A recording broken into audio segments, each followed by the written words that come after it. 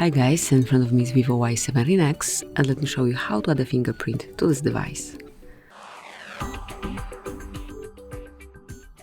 At first, enroll the list of all apps, enroll settings, find and select security.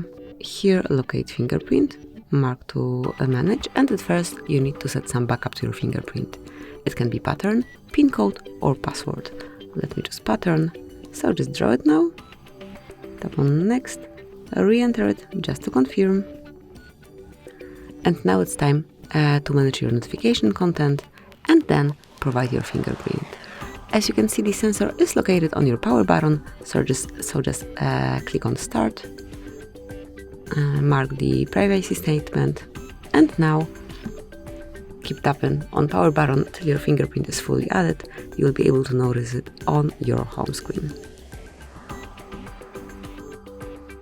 Tap on done. And that's it. As you can see, from now on you can unlock your device with this fingerprint only. Obviously you can also use this backup pattern. Thank you for watching. Please subscribe our channel and leave the thumbs up.